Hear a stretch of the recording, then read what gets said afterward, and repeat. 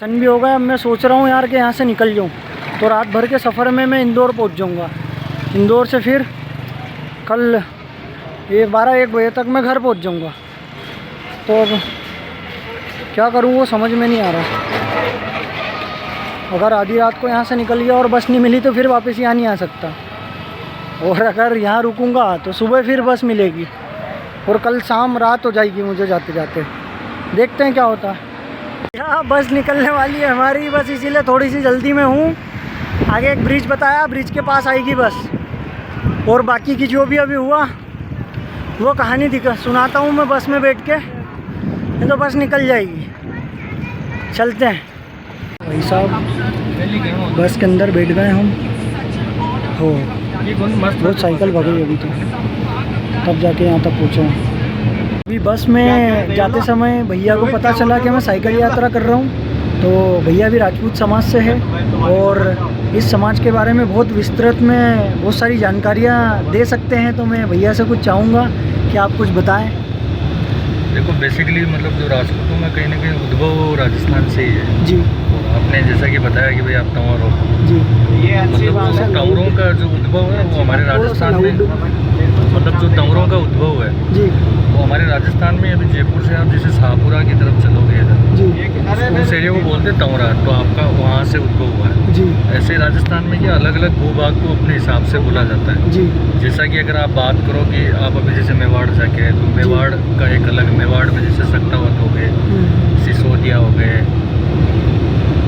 या अपन बात करें कि जो चूड़ावत हो गए, ये सारे, या फिर मतलब इस तरह की जो भी अपनी जो सबकास्ट है वो लगभग उधर है। मारवाड़ में जैसे राठौड़ हो गए आपके, शेखावाटी में जैसे शेखावत हो गए, और ये अलग अलग डिस्ट्रिक्ट वाइज वो जैसे ढूंढाड़ एरिया है, इसको बोलते हैं कच्छावत। अच्छा। जैसे जयपुर हो गया, दौसा हो गया, यहाँ पे जैसे राजावत हो गए, आपके नाथावत हो गए, या फिर नरुका हो गए, और इधर भाटी वगैरह। जैसलमेर में पूरी भाटी है, भाटी और बाड़मेर, और या आपका कुछ एरिया जैसे रोहित को भी मौका दो यार।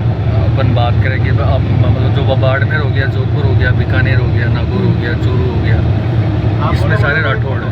तो मैं राठौड़। अच्छा। और हर जगह की अपनी अपनी एक मान्यता है, तो अपनी अपनी कुलदेवियाँ हैं। कहीं ना कहीं मतलब राजपूतों के लिए बड़ा वर्चस्व वाला एक बिल्कुल स्थान है। मेरे हिसाब से जो भी राजपूत है उसको यहाँ आना चाहिए। बिल्कुल अपनी भूमि। इसीलिए मैं साइकिल से यात्रा कर रहा हूँ, क्योंकि क्या होता है कि जब हम बाइक से कार से यात्रा करते हैं तो सिर्फ जो मेन जगह रहती है वहाँ जाते हैं, देखते हैं और निकल जाते हैं, और हर कोई जल्दबाजी में रहता है। मैंने साइकिल इसीलिए डिसाइड किया था कि जब भी साइकिल से अगर यात्रा करते हैं तो जो भी टकराते हैं हमसे, जो भी मिलते हैं, वो कुछ ना कुछ पूछते हैं कि भैया आप कहाँ से हो, कहाँ जा रहे हो।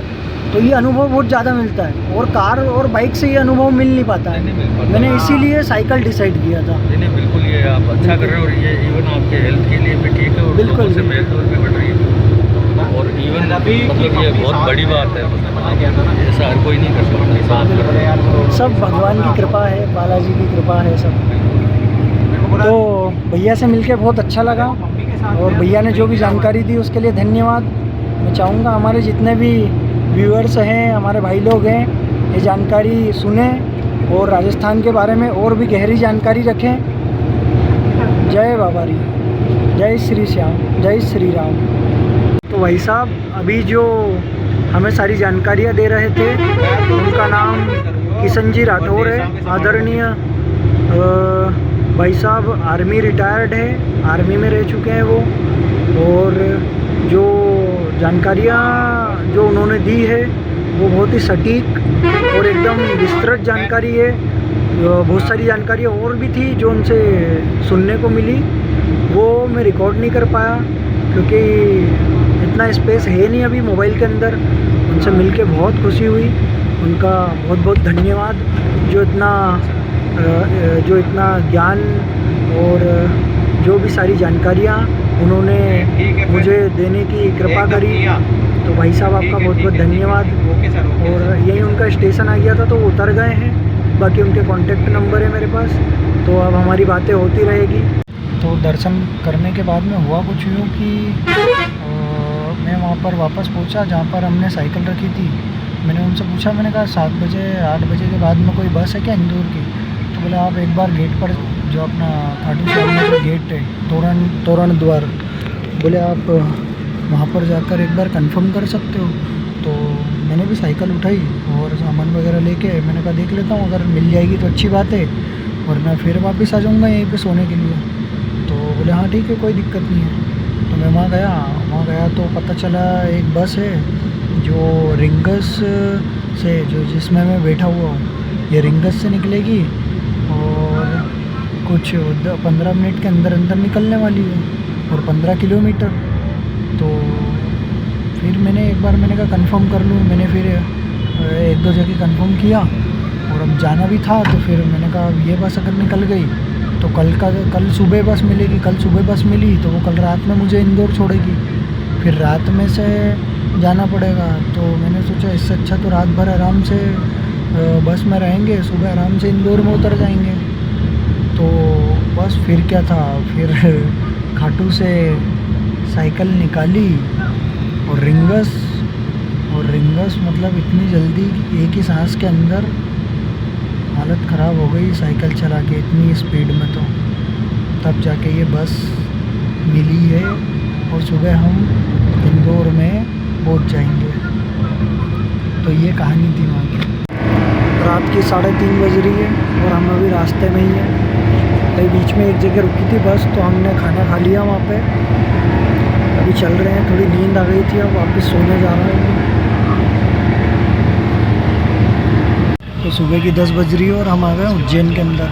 मैं घर जाने के लिए बहुत ही एक्साइटेड हूँ। 12-13 दिन हो गए घर जाए हुए।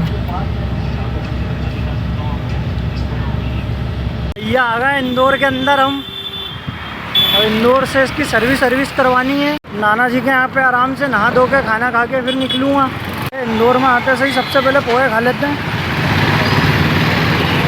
पोहे जलेबी के बिना दिन नहीं कटेगा नहीं तो हम पहुंच गए हमारे साइकिल सर्विस सेंटर पे, जहाँ से हमने साइकिल ख़रीदी थी।